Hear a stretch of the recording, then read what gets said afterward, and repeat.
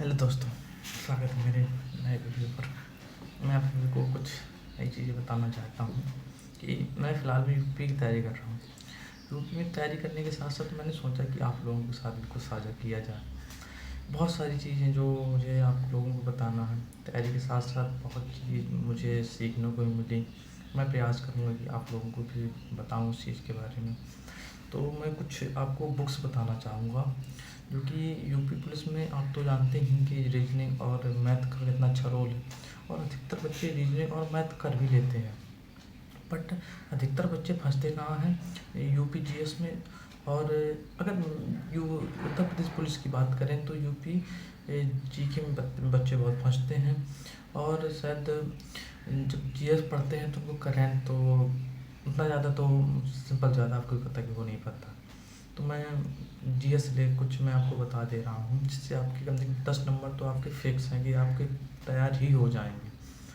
10 number तैयार हो जाएंगे। तो मैं आपको बता रहा हूँ कि मैं फर्स्ट बुक आपको ये बताना चाहूँगा, यूपी पुलिस की है, जो कि क्या है उसका, यूपी पुलिस स्पेशल बुक। बहुत अच्छी बुक है, मैंने पढ़ी, बहुत अच्छी बुक है। अगर ये बुक आप पढ़ लेंगे तो कम से कम आपके 5 नंबर तो आपके कंप्लीट, क्योंकि यूपी जीएस से कम 5 नंबर आते हैं तक।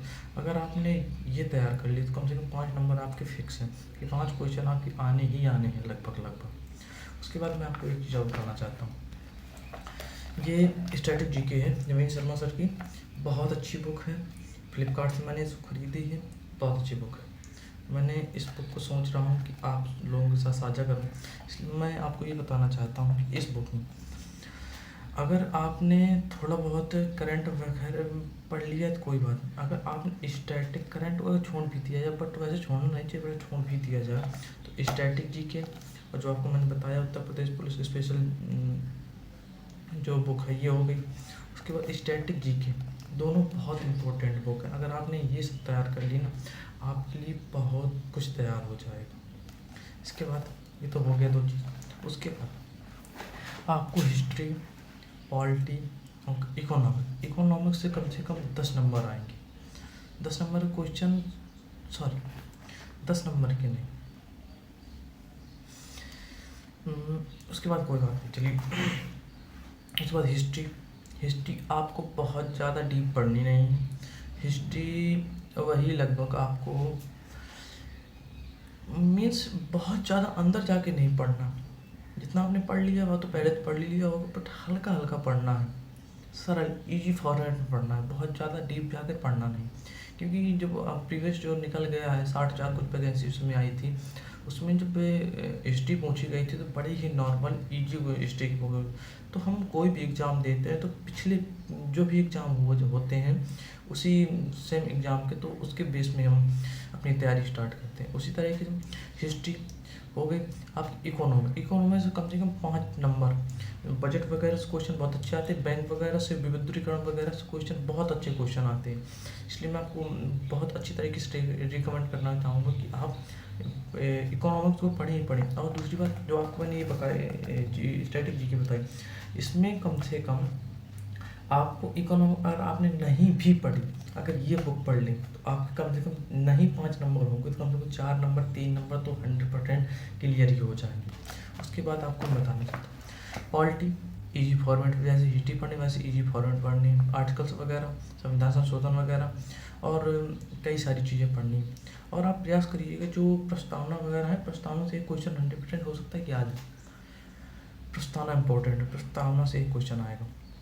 उसके बाद आपको हिंदी के लिए मैं बता दे रहा हूँ, हिंदी के लिए जो मैं बुक पढ़ता हूँ फिलहाल वो आपको बताऊँगा। ये बुक देखिए, ये बुक बहुत अच्छी बुक है। ये वाली मैंने कम से कम आधी बुक पढ़ी है, इतनी बढ़िया है। इसमें पूरे क्वेश्चन, प्रीवियस क्वेश्चन पूरे हैं क्वेश्चन। अगर आपने यूपी जीएस, यूपी एसआई वगैरह के लिए, इतनी अच्छी बुक है, बहुत गजब की बुक है। बुक द्वारा देख लीजिएगा। और उसका प्रकाशन मैं आपको जरूर बता दूँ, राजपाल सिंह प्रकाशन की है और ये 6ठा संस्करण के शायद है सच। और मैं हाँ, इसमें देखिए ये इम्पोर्टेंट, इसमें 6550 प्रीवियस ईयर क्वेश्चन हैं इसमें। अगर आपने कोई सेट नहीं लगा रहे हैं, कोई प्रैक्टिस सेट नहीं कर रहे हैं, अगर ओनली ये बुक पढ़ के कर ले रहे हैं, तो आपकी हिंदी में कम से कम शायद 38 क्वेश्चन में से कम ना होंगे 30+ क्वेश्चन तो आपके पक्के ही आ जाए। इतना तो बताना चाहता हूँ। उसके बाद मैथ रीजनिंग का आपको तो पता ही है, मैथ रीजनिंग अधिकतर बच्चा कर ही लेता है। रीजनिंग थोड़ा बहुत हो सकता है कि दिक्कत पड़े, बट रीजनिंग में थोड़ा रीजनिंग का रोल ज़्यादा है।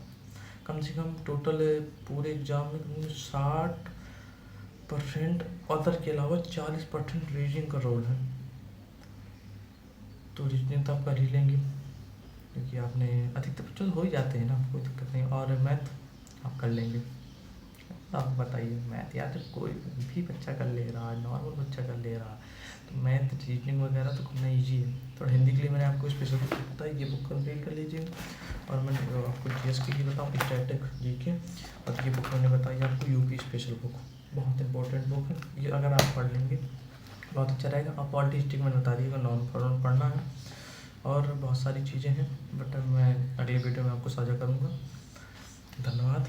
प्लीज़ अगर आपको अच्छा लगे, आपके लिए कुछ यूजफुल लगा हो, तो चैनल को लाइक करिएगा, सब्सक्राइब करिएगा और शेयर ज़रूर करिएगा, क्योंकि आपको लाइक और शेयर करने में और सब्सक्राइब करने में मुश्किल से 3 सेकंड का समय लगता है, उसके अलावा आपको कुछ जाता भी नहीं।